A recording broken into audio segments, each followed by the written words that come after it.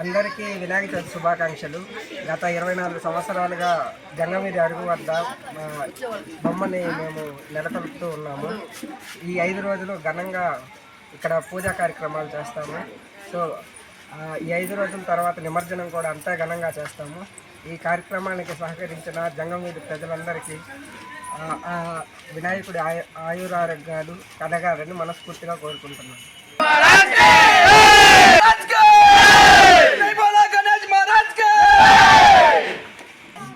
అలాగే మన కోర్ నియోజకవర్గానికి ఎమ్మెల్యేగా ఎంపికైన ప్రశాంతి రెడ్డి అమ్మగారు, అలాగే వారి భర్త గారు వేమిరెడ్డి ప్రభాకర్ రెడ్డి గారు, వారికి గణేశుడు తరఫున ఆయురారోగ్యాలు కలగాలని చెప్పి మనస్ఫూర్తిగా కోరుకుంటున్నాను.